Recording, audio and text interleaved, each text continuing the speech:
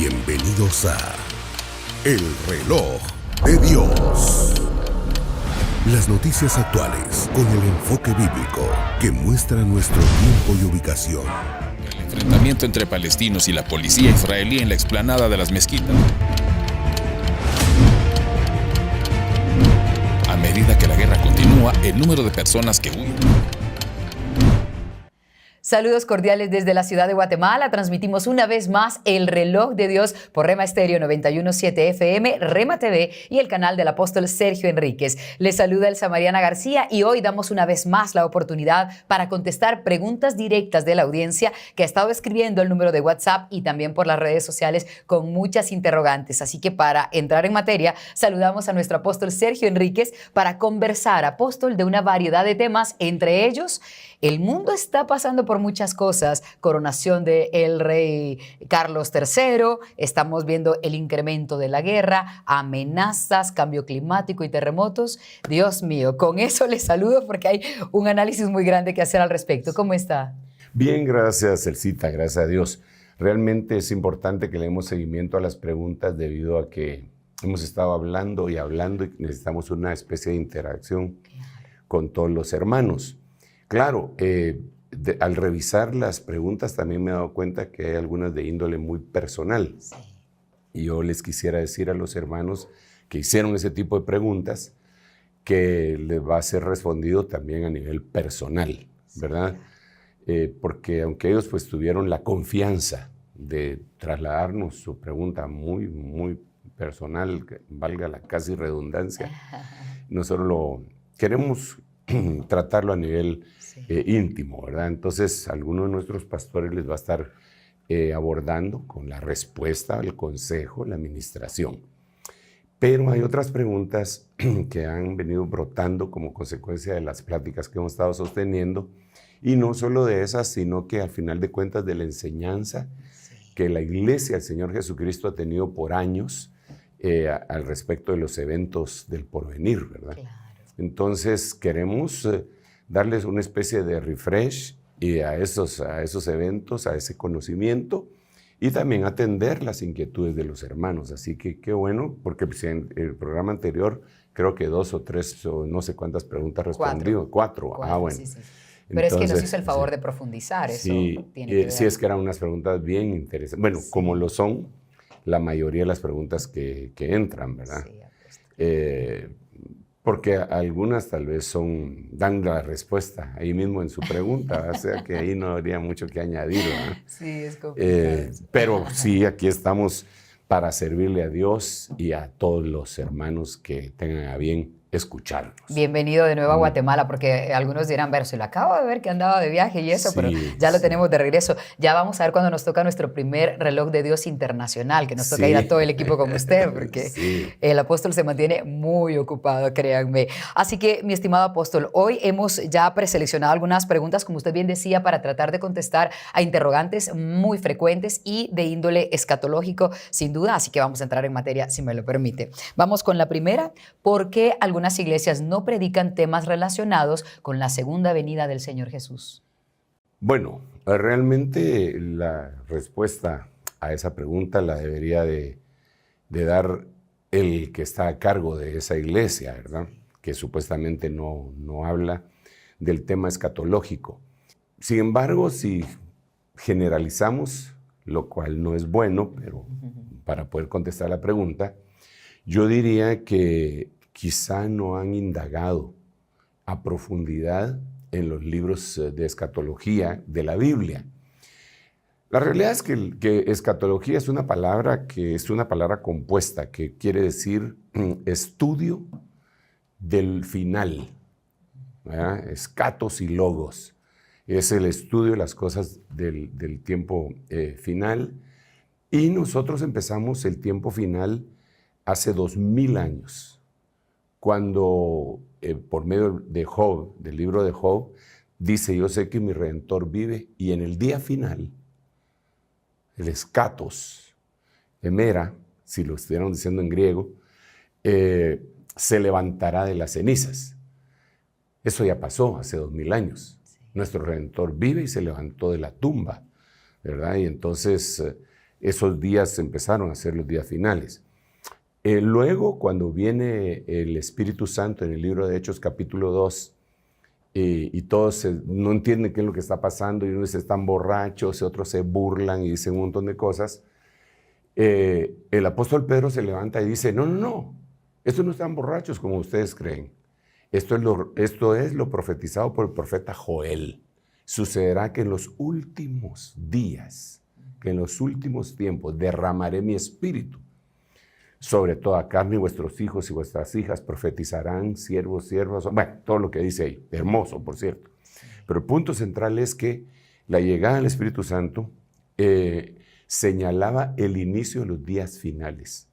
Entonces tenemos que comprender que a partir de la muerte y resurrección del Señor Jesucristo vino el tiempo final. Entonces tenemos que discernir cuándo es el tiempo final, el día final, la hora final. Hijitos, esta es la última hora, dice el apóstol Juan, ¿verdad? Y como vosotros sabéis, muchos anticristos han salido por el mundo. Entonces tenemos que distinguir ese escatos. ¿Por qué la gente no predica escatología? Yo creo que tal vez tienen un mal concepto generalizado, por eso mencionaba la palabra generalizado, porque yo no creo que haya iglesia, Cristo, en donde no se hable de la resurrección. Claro. Y la resurrección ya es escatos, ya es escatología. Y muchas iglesias que hablan de la venida del Espíritu Santo, que estamos hablando ahí de escatología. Ahora, entiendo que lo que algunas personas le quieren resaltar es la segunda venida del Señor Jesucristo. ¿Por qué muchas iglesias no hablan de la segunda venida del Señor Jesucristo? Tendríamos, repito, que preguntarle a cada uno de los pastores el por qué sí lo hacen o no lo hacen, según sea su caso. Claro. Pero, digamos, en el caso personal, yo me deleito hablando de eso. Así me evangelizaron incluso con escatología. Volví de la locura que estaba viviendo, porque estaba lejos del Señor, cuando una sacudida en aquel mes de febrero de 1976 me volvió a la realidad de que yo era un hijo de Dios y que me había alejado. Y ahí me evangelizaron prácticamente, o me rescataron con un terremoto. Y el terremoto estaba en la Biblia, en Mateo capítulo 24, y a mí me pegó mucho eso. Entonces toda la vida, todo lo que yo veo, lo veo respecto a que el Señor está regresando pronto. Sí. Casi 50 años de estar diciendo lo mismo, porque es mi esperanza. En ese trayecto me he dado cuenta que uno se equivoca. Que uno puede decir, tal fecha, sí viene, ¿va? Sí. En la inmadurez de uno puede decir una cosa así, no porque sea mala persona, no porque sea un hereje, sino que simple y sencillamente, ahora sí viene, ¿verdad? Sí, claro. Y que si no vino, sí. Su segunda venida, ¿verdad? Como hablábamos del libro de 1988. Sí, 1988, 88 razones, ¿verdad? Sí. Entonces, yo creo que algunos se pueden, aunque amen la venida del Señor, se pueden desanimar por equivocaciones propias o de otros. Claro. Y como a ninguno de nosotros nos gusta equivocarnos, entonces mejor no decimos nada. ¿eh? Claro. Y a algunos otros que no les gusta escudriñar. Pero la Biblia dice que, por ejemplo, Daniel, leyendo a Jeremías, entendió que los 70 años de las devastaciones de Israel habían terminado.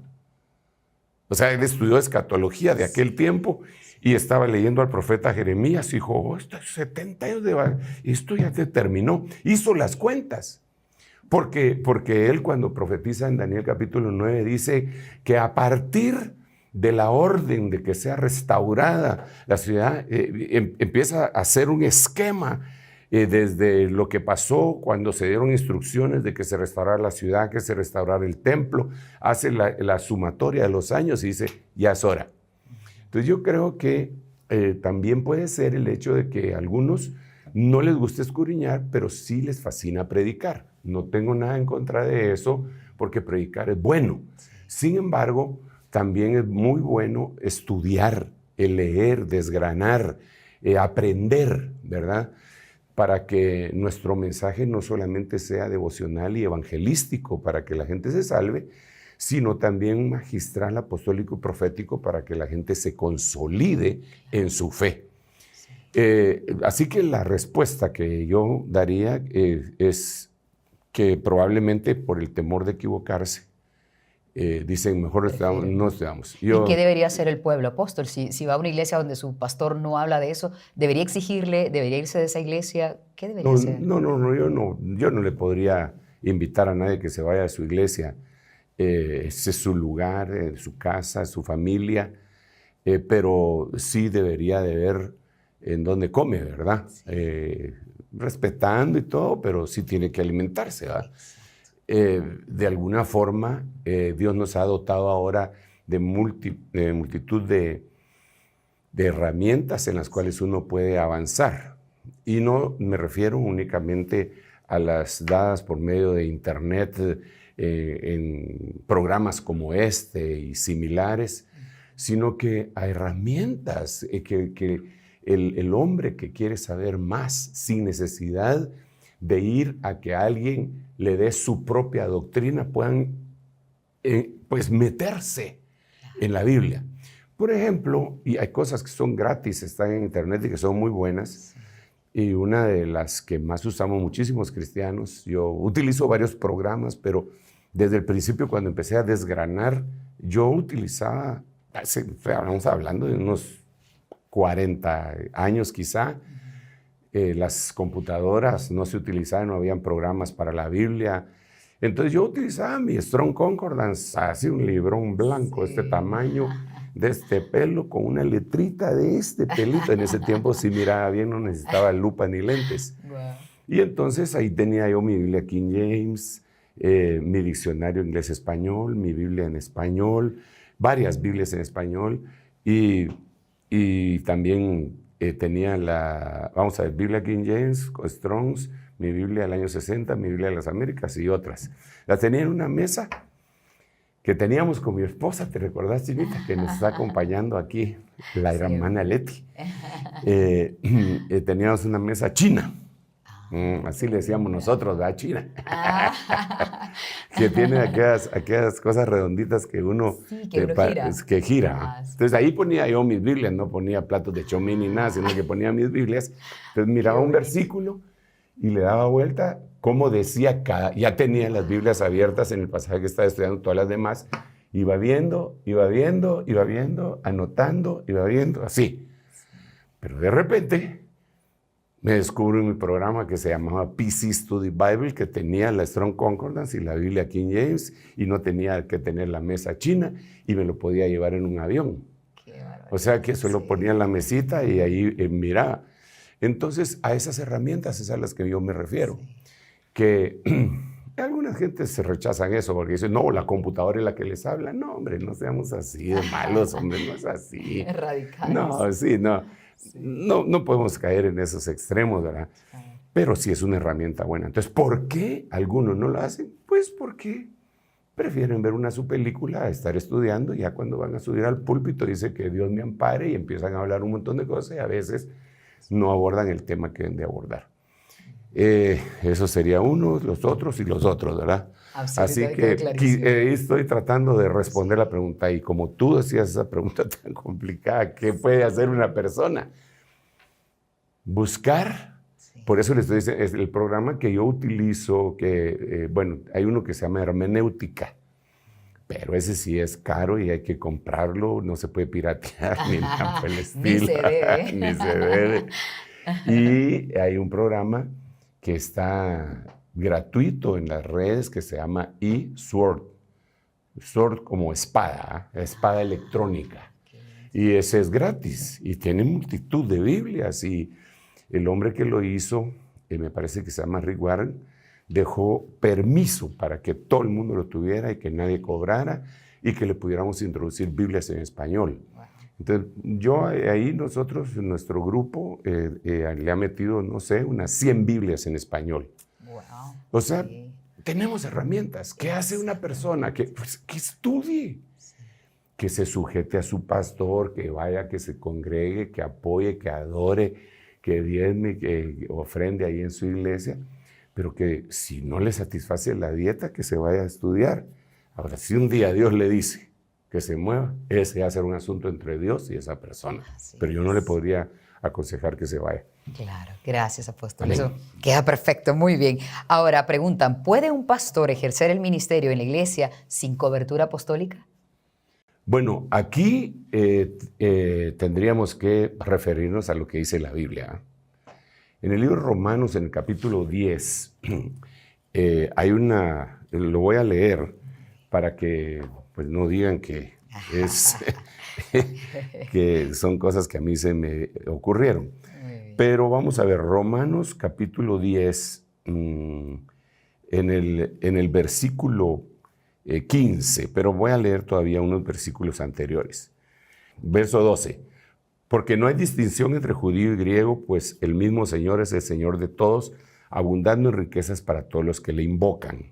Todos los que le invocan. Porque todo aquel que invoque, y aquí hace una referencia a un pasaje del Antiguo Testamento, el apóstol Pablo está en Romanos capítulo 10 haciendo la referencia a un pasaje del Antiguo Testamento. Todo aquel que invoque el nombre del Señor será salvo.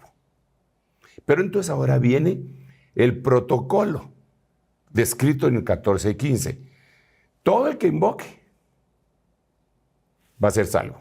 Pero mira cómo es. ¿Y cómo invocarán aquel en quien no han creído?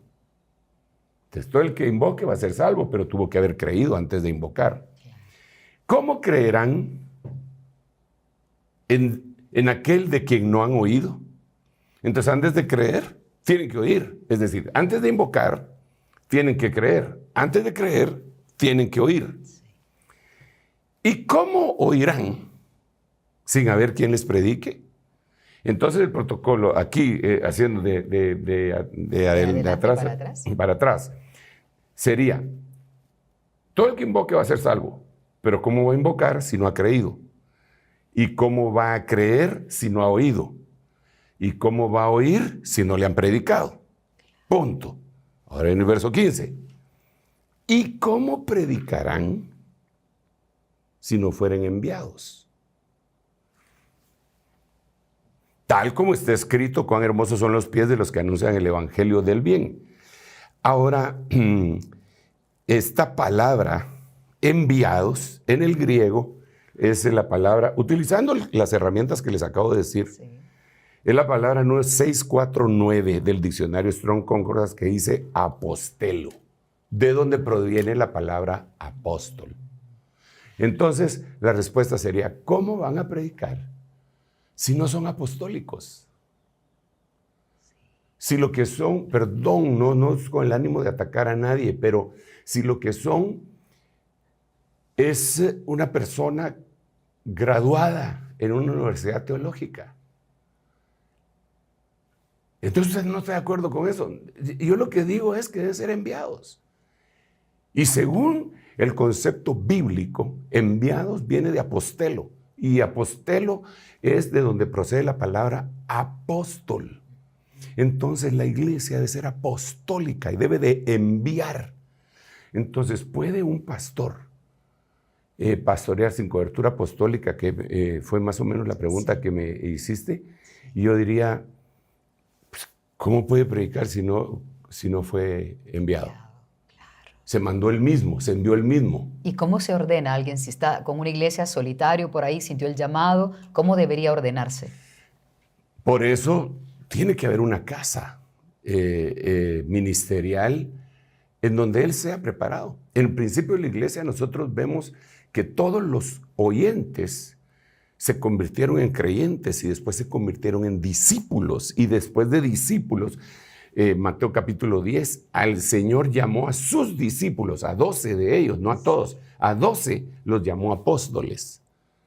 Entonces es una cuestión que viene desde el cielo y que va dando un reconocimiento de esa manera. Pero si alguien solo aceptó a Cristo y dice, ya estoy preparado, yo tengo Biblia y tengo rodillas para orar. Sí, pero ¿quién te va a enviar? En el concepto bíblico y contexto bíblico, de las figuras bíblicas, las flechas son homologados o analogía de los hijos. Según el Salmo 128 dice que los hijos habidos en la juventud son como flechas en la aljaba del valiente. Una flecha no se manda a sí misma. Necesita un arco. Entonces el hombre fuerte que los engendró debe de ponerlo en el arco y enviarlo. El problema es que mucha gente no quiere sujetarse, no quiere someterse. Dice que se someten a Dios, pero no se someten a autoridades terrenales. Y el principio bíblico es cómo tú, que dices que amas a Dios, no amas a los hermanos que ves. Dices que amas al invisible, pero no amas al visible. Entonces ese es un principio. ¿Cómo puedes hacer cosas con el invisible que no haces con el visible? ¿Cómo puedes decir que te sujetas a Dios si no te sujetas a la autoridad que Dios estableció? Estoy hablando eclesiásticamente, ¿verdad? Aunque también en las demás autoridades alcanzan ahí. Entonces, sí, puede ponerse a pastorear, pero yo no creo que le vaya a ser contabilizado, aunque tenga muchas ovejas. Pues las va a estar dirigiendo a donde no debe dirigir, porque ahora, si Dios lo envió directamente, son otros 20 pesos. Ahí tendríamos que platicar de otra manera. La mayoría dice eso, ¿verdad? Yo sentí el llamado, así que la invitación sería a que trate de ponerse en orden, guiado por Dios, ¿verdad? Claro. Para tener esa cobertura apostólica. Mira, el apóstol Pablo, sinceramente, es uno de los cristianos más connotados de la historia. Fructífero, sin duda. Totalmente. Sí. La Biblia tiene 27 libros en el Nuevo Testamento. 27. En el Antiguo son 39, 27 más 39, 66. De los 27 libros del Nuevo Testamento, 14 fueron escritos por Pablo. Más de la mitad del Nuevo Testamento fue escrito por Pablo. Y cuando Pablo fue llamado al ministerio, lo dice la Biblia, dice que subió a Jerusalén a los que habían sido apóstoles antes que él, para presentarles la revelación que Dios le había dado y ver si no estaba corriendo en vano. Y entonces ellos le extendieron la diestra de compañerismo y lo único que le pidieron es que no se fuera a olvidar de los pobres. Y él dice, cosa que yo pues no lo he olvidado, yo me ocupo de los pobres. Pero entonces el hombre que tenía la mayor revelación, pues 14 epístolas tiene que ser un poquito de revelación, ¿verdad? Claro. No se mandó a sí mismo. Sí.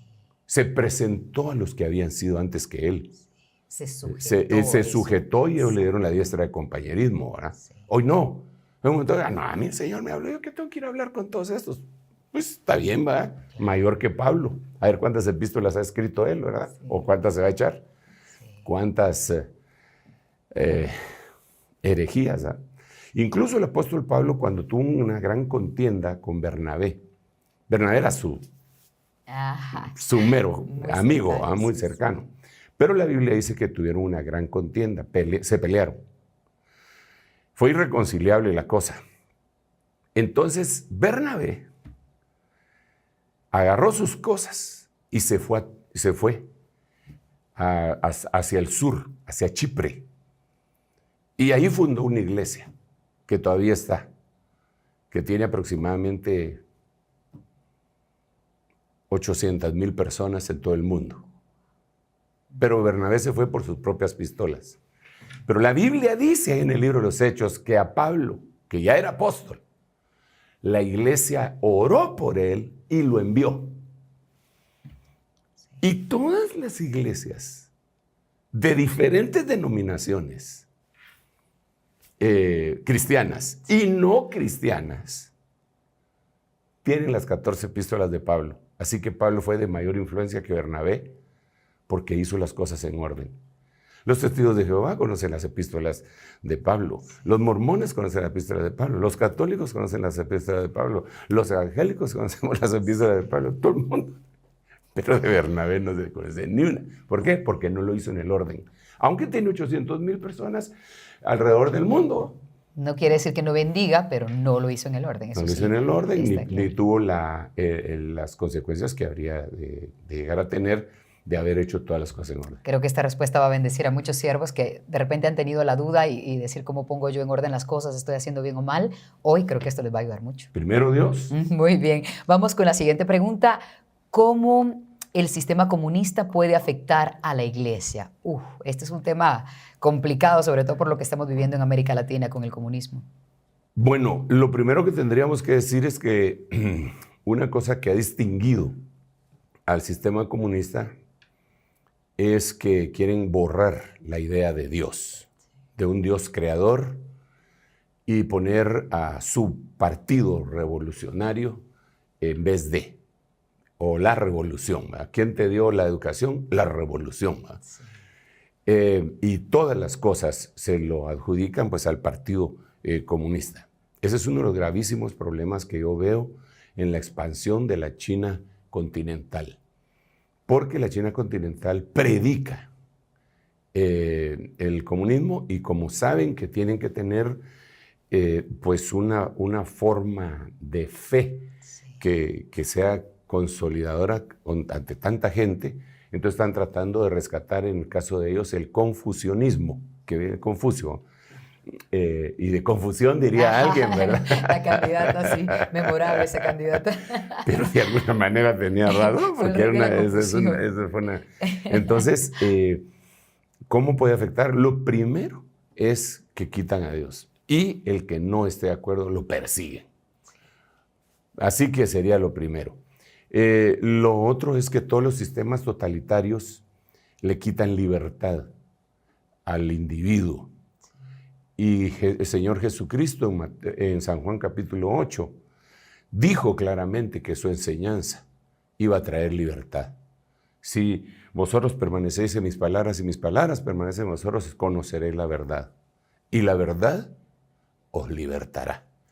Esto quiere decir que si hay regímenes que mantienen en esclavitud a la gente, es porque no tienen la verdad, porque la verdad liberta. Lo que tienen es una mentira que le echaron unas 3 capas de cosmético para decir que es verdad. Humanista sobre todo también, ¿verdad? Es otra cosa interesante es que esa tendencia que ahora se le llama no comunismo, sino que socialismo del siglo XXI, es totalmente humanista, y es el centro de todo es el hombre, supuestamente. Y no es Dios. Para nosotros el centro es Cristo. Porque hay un solo Dios y un solo mediador entre Dios y los hombres, Jesucristo, hombre. Entonces, cualquiera que ponga de centro a cualquier otra entidad o persona, eso ya es anti-Dios. Y el comunismo, una de las cosas, el socialismo, una de las cosas es que pone al hombre en el centro. Eso es bien problemático, porque cuando el Señor reprendió al apóstol Pedro, que no quería que fuera el Señor a morir a la cruz, y le dijo que nunca te acontezca tal cosa, el Señor le contestó: apártate de mí, Satanás, porque me eres piedra de tropiezo, porque no estás pensando en las cosas de Dios, sino en las cosas de los hombres. Entonces hay esta tendencia que me acaban de preguntar, es humanista completamente. Entonces, ¿cómo va a afectar en todas estas cosas? Ahora, es una situación complicada porque sí ha avanzado muchísimo. Y sobre todo la tendencia que tiene de defender el aborto por la libertad que debe tener una mujer sobre su cuerpo, defender los grupos LGTBI. Pero eso es pensando fuera de la fuente más poderosa. A ver, déjame explicar esto. Digamos, pensarán esto que tú acabas de decir los que no están viviendo en un sistema comunista, totalitarista, sino aquellas ramas que se expandieron y están viviendo en países en donde no hay totalitarismo. Porque en un país en donde hay totalitarismo no les permitirían decir nada de eso. ¿Como en Cuba, por ejemplo? No, digamos como en China, que es lo más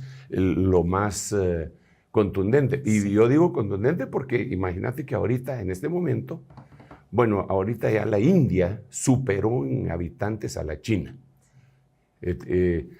Tienen aproximadamente los 2.500 millones de personas, o sea, 3.000 entre los dos. Entonces, estamos hablando de un régimen que es totalitarista y que tiene agarrada. Ahora, eso no implica que ahí no haya fe, porque la iglesia subterránea en China es una creciente iglesia, ¿verdad? O sea, contra Dios, ¿quién va a poder contra Dios? ¿verdad? Pero como me preguntaron del sistema ese, ¿verdad? Entonces yo digo que sí, es un peligro que de alguna forma va a ser una plataforma que le va a dejar la mesa servida al anticristo. Wow, esa respuesta hay que evaluarla porque dice mucho detrás de ella. Le voy a hacer la última pregunta antes de la pausa y es la siguiente. Según su opinión, ¿qué tan cerca estamos del arrebatamiento? Esto es como para que le pongan pausa, lo manden a alguien más, porque seguramente muchos quisiéramos saber. Bueno, para empezar, les quiero decir que no me están viendo a mí, sino que un holograma. No. Ya nos fuimos. Estamos transmitiendo vía satélite. Ay, Señor, yo creo que estamos más cerca de lo que creemos. Por eso es que hacemos los cálculos, ¿verdad? Esos cálculos que hizo Daniel cuando estudiaba el libro de Jeremías, nosotros los hacemos con los escenarios, ¿verdad? Y entonces decimos, vamos a ver si en los escenarios, tierra, mundo, Israel, cosmos, Babilonia, iglesia y todos los demás, estamos tan cerca de lo que Dios dijo, por ejemplo, la apostasía generalizada que está escrita en segunda de Tesalonicenses 2, está ya campeando. Si sabemos del escenario tierra, terremoto, lo que hemos platicado, anillo de fuego, el clima cambiante, inundaciones, cosas que nunca habíamos visto antes. Entonces tenemos que decir, bien, la tribulación está muy cerca, pero Dios dio una promesa. En Apocalipsis Él le dice a la iglesia de Filadelfia, por cuanto has guardado la palabra de mi paciencia, yo te guardaré de la hora de la prueba, de la hora de la tribulación, de la hora de la tentación, que vendrá sobre todo el mundo para probar a los que moran en la tierra. Entonces entendemos que Dios va a guardar no en, sino de. Así es como dice ahí, te voy a guardar de la hora de la prueba. No durante la prueba, la prueba, sino que no la vivas. Para que no la vivas. Más o menos lo que hizo el Señor con Enoc, que se lo llevó y lo guardó de el diluvio. En cambio a Noé lo guardó en el diluvio.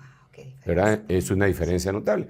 La promesa divina a su iglesia bendita es que nos va a guardar de. Entonces yo hago el cálculo, ahí digo, si está tan cerca la tribulación con todas estas cosas que estamos viendo, ¿qué tan cerca estará el arrebatamiento? Porque creo en el arrebatamiento. Digo, wow, debe estar mucho más cerca de lo que creemos. Entonces el consejo es, esté preparado porque en cualquier momento nos vamos. Podría ser hoy, pero vivamos nuestra vida adelante como que si Él viniera hoy y todo lo terrenal, vivámoslo como que si va a tardar mucho. Es decir, si estás estudiando en la universidad y vas en el tercer año, no me vas a decir que vas a renunciar porque yo te estoy diciendo que el Señor viene pronto. No, tú sigues estudiando y brilla en el sitio donde estés. Y brilla en el sitio donde estés teniendo las mejores notas, la mejor conducta, ¿verdad? Brillando. Y si el Señor viene, que te agarre en la universidad, te vas, ¿verdad? Tal vez se va a graduar pues allá. Sí, no van a decir, no, entonces dejo de estudiar, dejo de trabajar, nos vestimos de blanco y nos vamos a un monte de aquí a caminar judío así. No, ¿ah? Sí, imagínense qué terrible sería. Bien, apóstol, vamos a detenernos un momento para hacer una pausa y cuando regresemos seguimos dando respuesta a las preguntas, conversando con nuestro apóstol y revisando qué más nos dice la Biblia de los temas actuales. Ya volvemos. En un momento regresamos con El Reloj de Dios. Estamos de vuelta con El Reloj de Dios.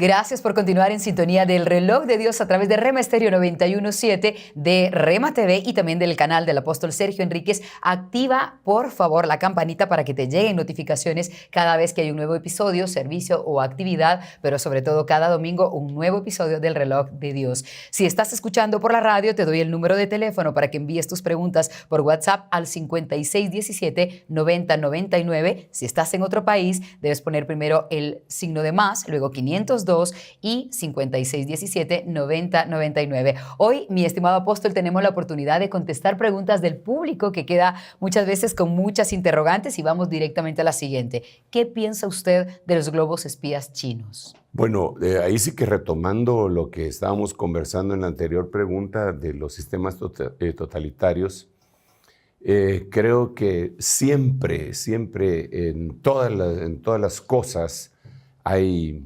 espionaje. Hay espionaje industrial, hasta en las iglesias hay espionaje impresionantemente.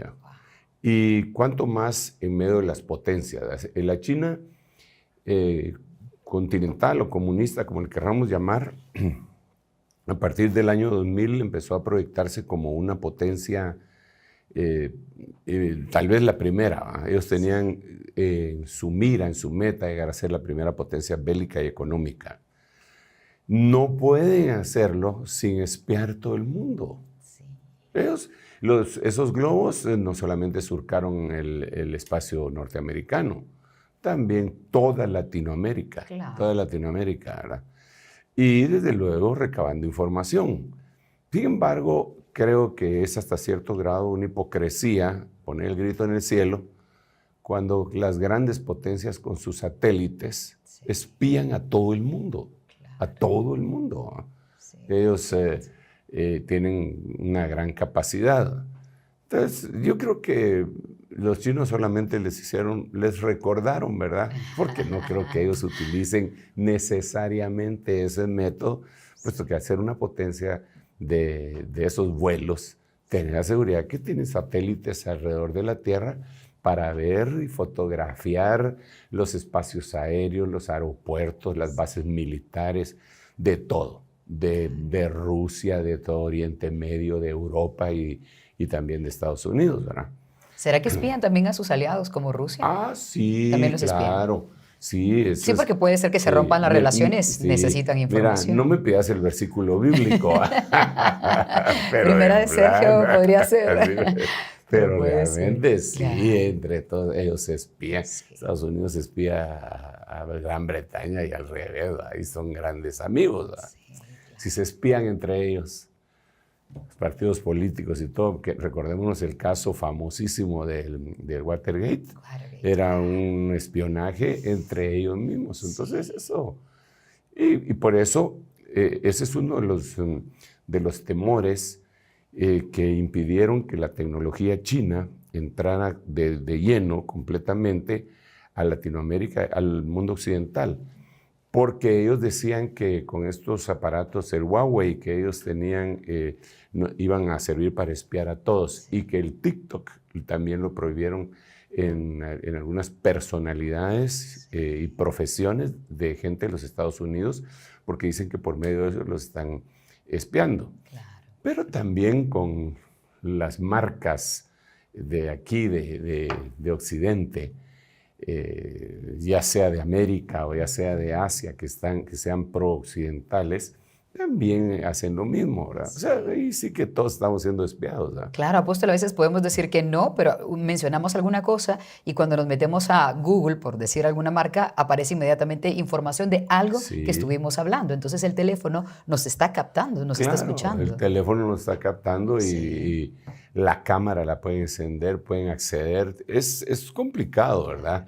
Y eso, conforme avanza la tecnología, es más terrible. Por eso incluso se habla de las televisiones, hoteles etcétera, en donde le pueden estar espiando a uno. Jesús bendito. O sea, Sí. si quiere tener una conversación privada, váyase lejos de todo lo tecnológico. O que se le utilice el cono del silencio de Maxwell Smart de la gente 86. Qué cosa, eso es para recordar. Ah, qué buenas esas series. Muy bien, vamos con la siguiente pregunta. El mundo divide en generaciones a la población, desde los baby boomer hasta la generación alfa, por ejemplo. Según la Biblia, ¿qué generación estamos viviendo nosotros? Bueno, nuevamente quiero decir que Dios no fecha con fechas, pero sí con acontecimientos. Entonces hay una generación a la cual el Señor ministró en el principio y va a ser la misma generación. El mundo lo divide de esta forma, como de alguna manera para clasificarlos. Al mundo le gusta clasificarnos y etiquetarnos, ¿verdad? El mundo nos etiqueta para mercadeo en grupo A, B, C, D y E, ¿verdad? Las tarjetas de crédito así nos clasifican. Los medios masivos de comunicación escrita con tinta, papel o lápiz también clasifican en dónde hay suscripciones más baratas, en dónde hay regaladas y dónde son caras, para ver el poder adquisitivo que tiene la gente va a servir.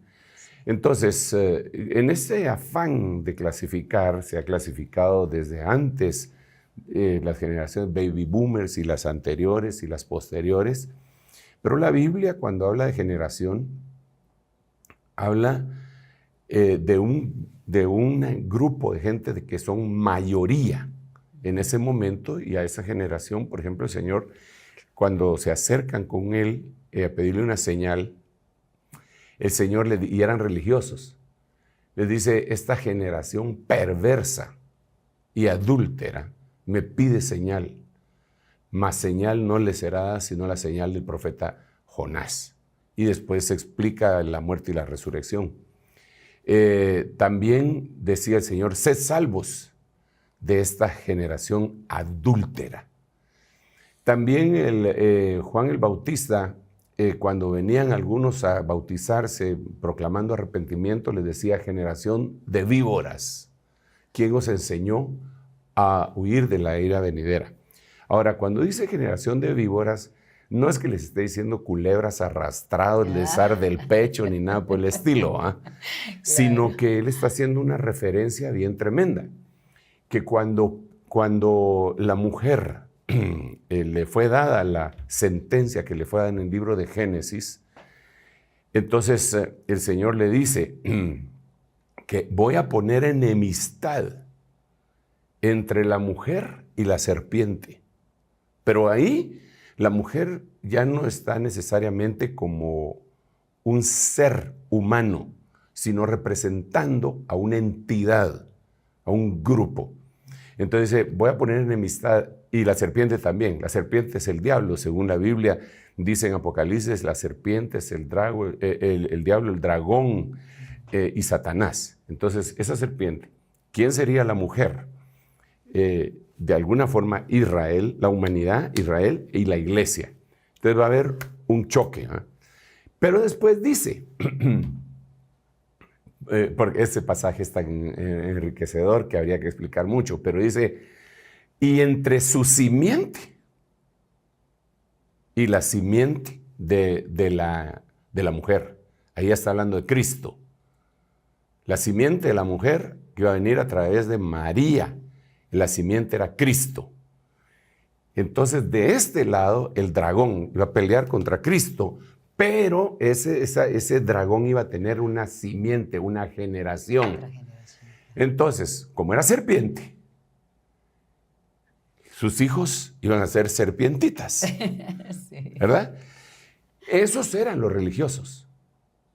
Por eso cuando Juan los ve venir, le dice: ustedes vienen de la simiente, ustedes son simiente de la serpiente de Génesis 3:15, generación de víboras. ¿Quién les enseñó a huir de la ira venidera? Entonces, de esa manera. Entonces, ¿qué generación estamos viviendo en este momento? Aparte de las que el mundo clasifica, las mismas generaciones que el Señor mencionó. En el libro de Proverbios hay 4 generaciones. Dice: hay una generación que es altiva, hay una generación que no pide perdón, dice cuáles son las características. Lo voy a leer, vamos a ver si lo encuentro con facilidad acá. Es generación, tendría que ser en el libro de Proverbios. Vamos a ver, en el capítulo 30, si mal no recuerdo, debería de estar. El versículo está en Proverbios capítulo 30, versículo 11, pero la traducción al español, hay traducciones donde no ponen generación, sino que ponen gente, hay gente. Sin embargo, en el idioma original es una palabra que quiere decir generación, que se dice dor. Y digamos la Biblia RBG traduce de la siguiente manera: hay generación que maldice a su padre y a su madre no bendice. Entonces, ¿qué generación estamos viviendo? Esa. Es una generación que maldice a su padre y a su madre no bendice. Ya no honran a sus padres como solíamos hacerlo Número nosotros. Número uno, no honran a sus padres, como tú acabas de decir, como solíamos hacer nosotros. Sin embargo, esto se puede desgranar un poco más, porque lo que está diciendo es, dice, maldice a su papá y no bendice a su mamá. Fíjate que no es lo mismo. Exacto. Porque aquí dice, maldice a su papá y no bendice a su mamá. Entonces voy a poner un ejemplo para darme a entender. Un joven, 25 años, su papá fue un irresponsable. Lo abandonó cuando él tenía 12 años y no supo nada de él nunca más.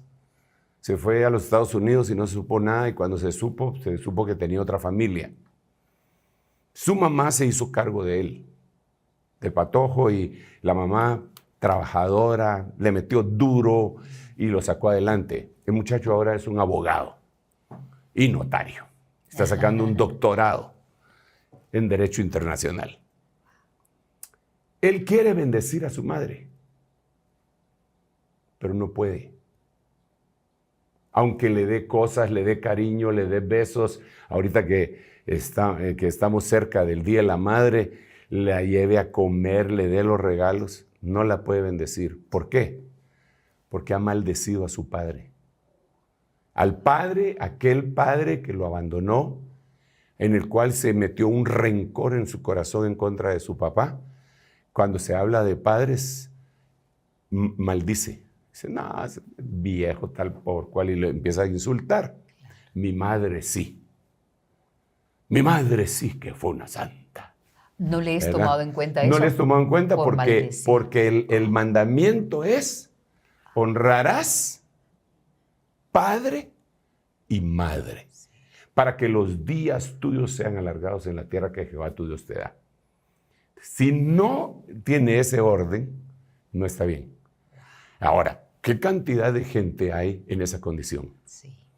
Que tuvieron problemas con su papá y rompieron y no lo bendicen. No solo no bendicen, lo maldicen, pero aman a su mamá, pero no les conta la bendición. No están cumpliendo al 100% Exacto, lo que se les pide. Exacto. Bueno, entonces esa es la generación de ahora. Aquí podríamos seguir diciendo otro montón de cosas, pero por causa del tiempo no podemos. Solo voy a decir una cosita más. Esta es la generación cuyos hijos se voltearon contra los padres. Se voltearon contra los padres. Esta es la generación que les metieron ideas en su cabeza que los papás no tenían derecho a corregirlos y que si los corregían dándoles un varejonazo, los podían denunciar ante la policía. Esa es esta generación, ¿verdad? Sí. Adulterina, perversa, ¿verdad? La que hemos dicho que Jesús mencionó y denunció. Son 4 generaciones las que hay. Generación limpia en su propia opinión y no se han limpiado de su inmundicia. Entonces, esto es lo que, por ejemplo, en esta generación todo el mundo habla de corrupción. Corrupción por aquí, corrupción por allá, corrupción. Pero el que generalmente señala al otro de corrupción, tiene el doble corrupción del otro. Exactamente. Sí. Entonces limpia en su propia opinión, va. yo jamás he hecho esto. Tengo las manos limpias, a saber, ¿verdad? Entonces, esta es la generación. ¿Qué dice la Biblia? Pues ahora la otra para clasificación y etiquetar millennial, alfa y todas esas generaciones, pues el mundo lo seguirá haciendo. Hay generación cuyos ojos son altivos y cuyos párpados son alzados. O sea, una generación orgullosa. La humanista podría ser. Sí, bueno, y no solo la humanista. Es que, mira, con todo lo que el Señor ha permitido que avance la tecnología y la ciencia, el hombre de veras se cree un Dios. Sí. Digamos, ahora tenemos ahí a algunos haciendo, como lo platicábamos la vez pasada, máquinas que en 3D están haciendo comida, carne de res, sí, con materia prima de vegetales. Y sobre todo en Israel. Ahora ya hay otra cosa más que anda en las redes también, que ya lograron sintetizar un humano que no tiene nada que ver ni con el óvulo ni con el esperma. Entonces esta generación se cree lo más grande, es altiva. Creadora. Sí, creadora. Sí. Eliminando a Dios de sus mentes. Y por último, dice que hay esta generación, es una generación cuyos dientes son espadas y sus muelas cuchillos para devorar a los pobres de la tierra y a los menesterosos dentro de los hombres. Entonces esta es la generación que existe en este momento.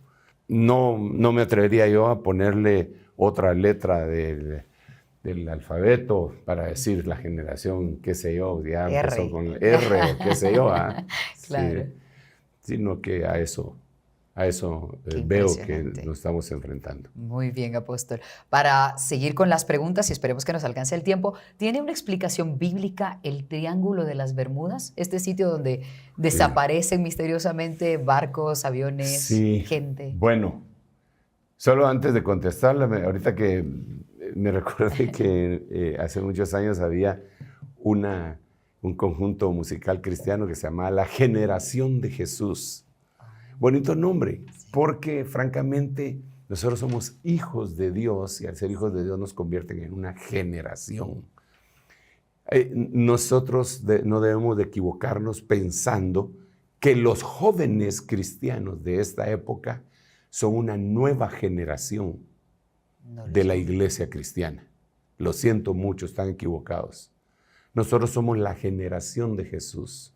Somos los hijos de los cuales el Señor dice, he aquí yo y los hijos que Dios me dio.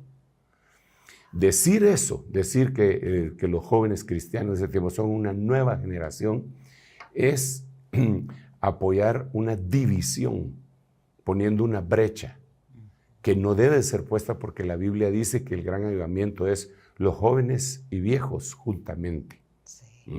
Entonces es un concepto muy mal entendido. Pero volviendo al punto que me estabas preguntando, el triángulo de que las era el Triángulo de las Bermudas, mira hasta dónde se fue el reloj de Dios, Padre Santo. O sea, pero yo me quedé con mucha pena de que teníamos cientos de preguntas y no les habíamos hecho el seguimiento, así que me van a disculpar mis queridos hermanos, pero no quiero dejar en el tintero, por respeto, no quiero dejar en el tintero las preguntas que pues, ustedes han tratado de hacer, ¿verdad? Nosotros vemos que en la Tierra hay varios sitios en donde pasan cosas muy extrañas, mucho.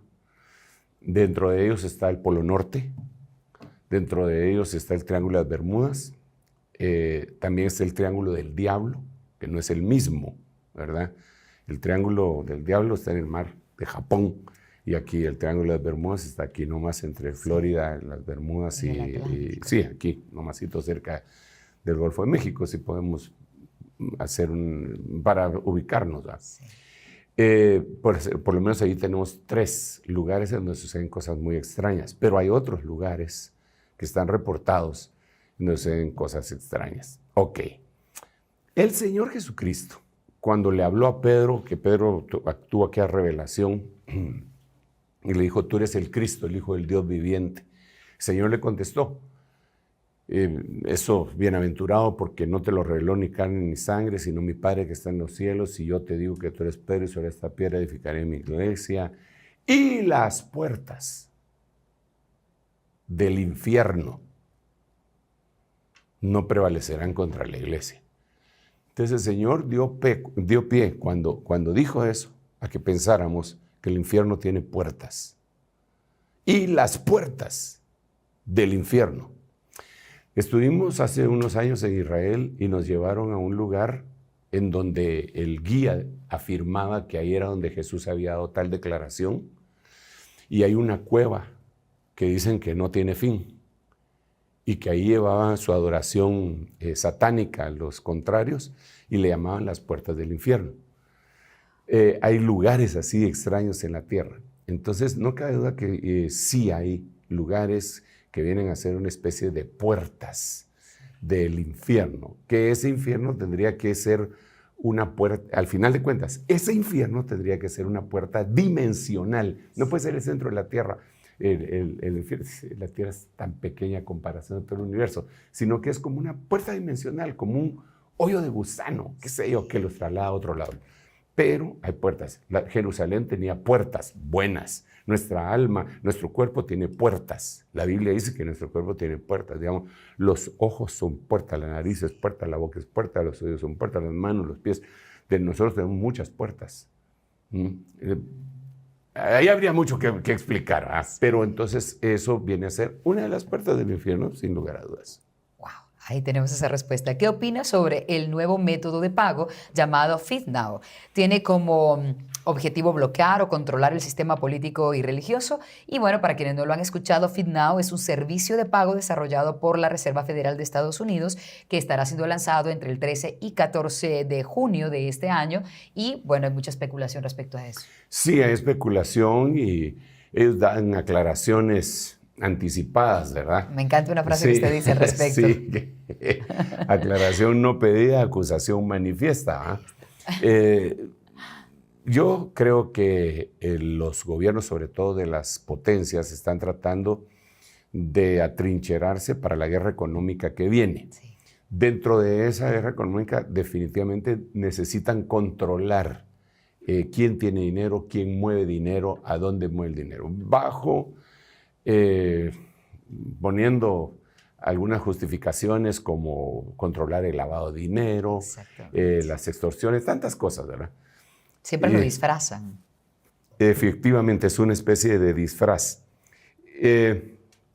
Aparte de eso, ya hay algunas entidades con las cuales uno puede trasladar dinero de un lugar a otro, como en Estados Unidos, Cele, en las cuentas norteamericanas, y hay varias formas, digamos, para acá, para fuera de Estados Unidos, Western Union y algunas otras formas, ¿verdad? Me parece que todo eso quiere ser centralizado. Y entonces uno empieza a pensar, ¿por qué? Y eso lo están haciendo también en el lado oriental, porque una de las razones es porque viene la China. Ahí vienen los chinos. Se están preparando para eso, entonces, claro. Tenemos que controlar bien cómo está la cosa acá, ¿verdad? También con eso se puede controlar, al controlar el dinero, al seguir en la pista del dinero, grupos terroristas que están financiando cosas en las superpotencias, ¿verdad? Sí. O sea que tiene el lado bueno, amable, y tiene el lado peligroso, porque con eso definitivamente se va a perder la... Totalmente. Mira, vamos a tener que quedar expuestos todos, ¿verdad? Ante ese tipo de legislaciones que se va endureciendo cada vez más y cada vez más que se acerca el tiempo del reinado del anticristo en estos 7 años, ¿verdad? Sí. O 3 años y medio, depende desde qué punto de vista se vea. Porque él sí quiere centralizar todo. Quiere centralizar, porque la Biblia dice que ninguno va a poder comprar ni vender si no tiene el signo, el símbolo, el nombre de ese personaje. Entonces, obviamente centralizó toda la actividad económica. Si no puede comprar ni vender. Entonces, ahora me dicen que hay una entidad a nivel gubernamental que va a controlar en una democracia. El país más poderoso del mundo, además.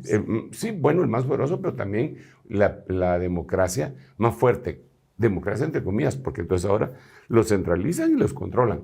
Y con Cualquiera- ellos a nosotros también, ¿verdad? Absolutamente. Cualquiera diría que serviría usar la vieja técnica de las abuelitas de guardar el dinero bajo el colchón, pero va a llegar el momento donde el dinero físico no va a tener ningún No valor. solo eso, aunque sí tenga forma, va a ser perseguido. Mira, si tú vas manejando tu vehículo y te dieron un pago porque tú vendiste un carro y te lo pagaron al contado, no se puede pagar, no se puede comprar al contado. Ahora, si hay cierta cantidad, se tiene que bancarizar, Sí, ¿verdad? sí. No veo la razón por qué, pero se atribuye que otra vez lavado de dinero, se justifica. Sí. Y te vean con esa cantidad de dinero a la cárcel. Sí. Y nadie se puede defender. Gente que llevaba tal cantidad de dinero y le cayó la prensa, le fotografió los fajitos que tenían contados y como prueba A, prueba B, prueba C, a la cárcel. ¿Por qué? Porque llevaban dinero efectivo. Entonces, yo creo que al criminalizar el tener efectivo, entonces esa viejita que guardaba su dinero bajo el colchón, tiene que decir, pues lo va a tener que guardar mi hijo en un banco, ¿verdad? Y entonces al bancarizarlo, tiene que haber un control. Porque no te abren una cuenta bancaria solo así por así. Quiero abrir una cuenta bancaria, sí, recibo de luz, de energía, etcétera, que pin, que pan, que pum, cuál es su actividad económica. Entonces, eso se va endureciendo. Con ese tipo de sistemas se va a endurecer más. ¿Para qué? Para controlar el dinero. ¿Para qué? Para controlar, centralizando toda la actividad económica. Nadie podrá comprar ni vender. Eso es lo que dice la Biblia. Si no tiene el número. De nuevo son hechos los que están marcando Sí, el final sí, de entonces los uno dice, wow, esto está más cerca de lo que creía. ¿Verdad? Apóstol, qué cosa tan terrible. ¿La iglesia podrá ver la construcción del tercer templo? Yo creo que sí, de alguna manera vamos a ser testigos de los primeros avances, aunque la plenitud del mismo no lo creo. No total. No lo creo. Porque la Biblia dice en 2 Tesalonicenses y también lo dice en otros versos contextuales que el anticristo se sienta en ese templo como si fuera Dios. Pero sí va a haber algún grupo de adoradores pendientes de ese tercer templo, dice Apocalipsis capítulo 11. Bueno, o sea que hoy sí contesté, me porté bien. Absolutamente. Sí, me porté Me bien. quedan 12. Yo creo que nos da tiempo. ¿Hay algún registro de, bueno, esto es un poco de datos que seguramente usted habrá hecho tal vez en algún momento el cálculo. ¿Hay algún registro de cuánto alcanzó el nivel del agua durante el diluvio? Y preguntan también cuánto medía un gigante de los que menciona la Biblia. Primero, parece que no sé si tenemos tiempo porque este reloj le voy a Ya tener se que dar acabó. vuelta para que Nos acabamos la hora. nos acabamos la hora. ¿Ah? Muy bien. La Biblia dice que el agua se detuvo después de los 15 codos de la montaña más alta. O sea, la montaña más alta del mundo, el diluvio llegó, la tapó y 15 codos más de la montaña más alta, ahí se paró. Eso es lo que dice la ¿Cuál Biblia. sería la medida de 15 codos en la actualidad? ¿Poniéndole en metros? O... No, como en pies, bueno, pies. tendría que ser, soy muy malo para ponértelo de esa manera, pero quizá de la chimenea para abajo. Como un metro. Sí, más o Como menos. un metro, ¿verdad? sí. Entonces llegó a lo más alto y ahí se paró. Oh, wow. ¿Verdad?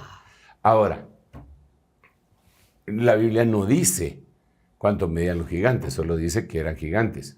Sin embargo, en los libros contextuales que no fueron avalados como inspirados por Dios, como el libro de Enoch, da a entender que medían más de 1 kilómetro de alto. Wow, Más de 1 kilómetro. Sí, eso es lo que da a entender. Cuando yo lo dije, no puede ser, lo revisé muchas veces. Bueno, la verdad es que decía 1,5 kilómetros. Yo digo más de 1 kilómetro porque me parece algo demasiado exagerado. Wow, sí, A mí me no le parece podíamos ver el absurdo. rostro siquiera.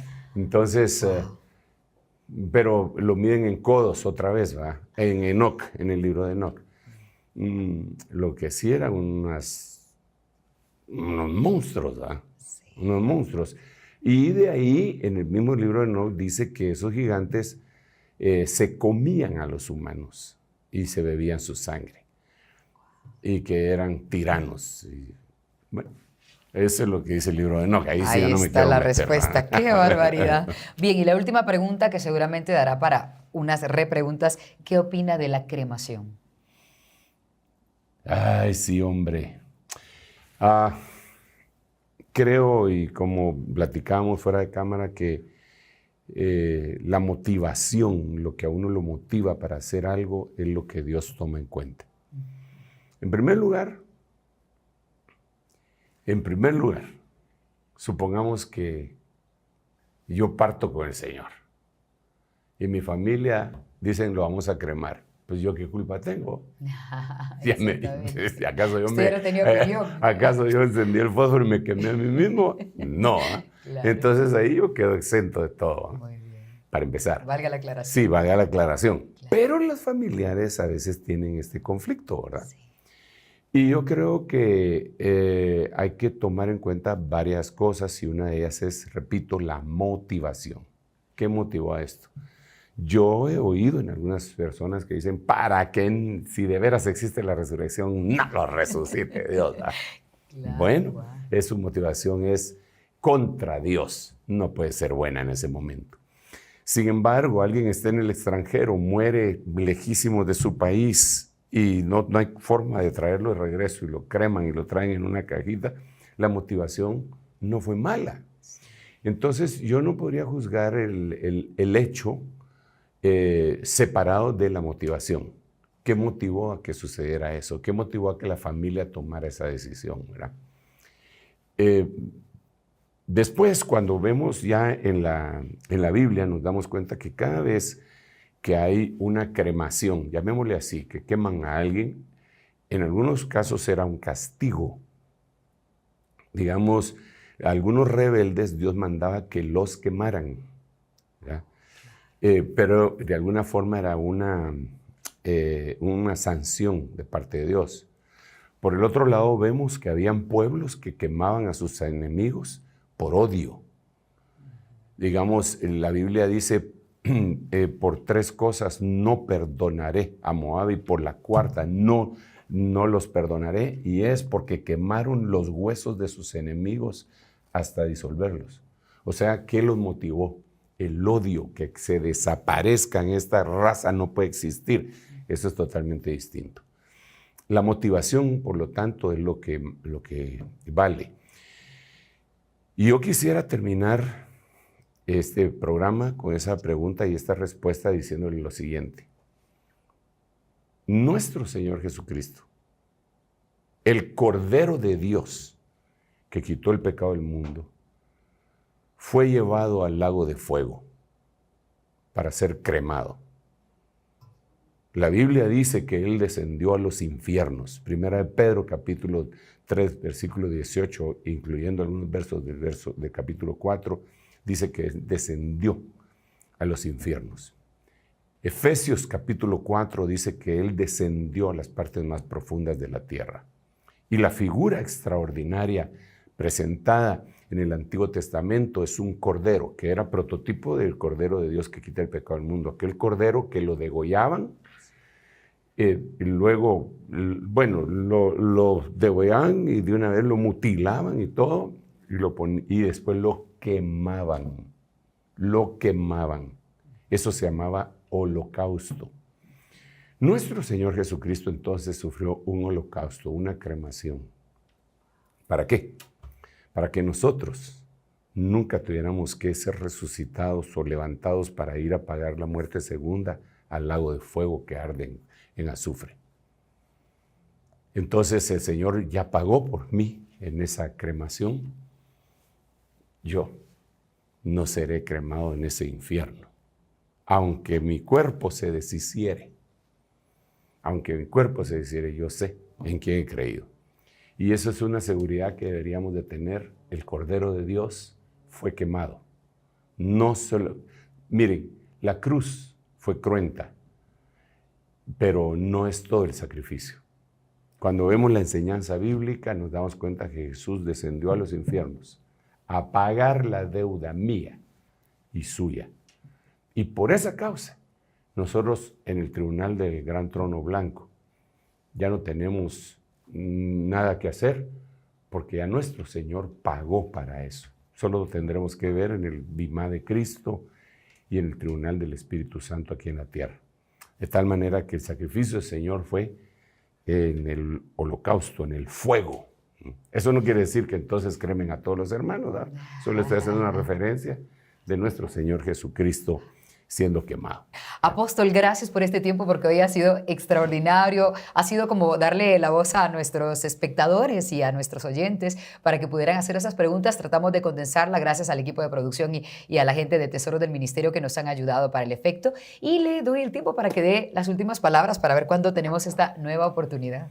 Bueno, mis amados hermanos, pues bendito sea el nombre del Señor. Estamos acá sirviéndole siempre, tratando de llevar y quitar llevar unas respuestas, quitar algunas dudas en la medida de lo que a nosotros nos corresponde y podamos hacerlo. Pero sé que el Espíritu Santo es, al final de cuentas, el que nos va a guiar a toda la verdad. Y le ruego al Señor que por su Espíritu Santo nos conduzca por ese camino con el parámetro de la Biblia, ¿verdad?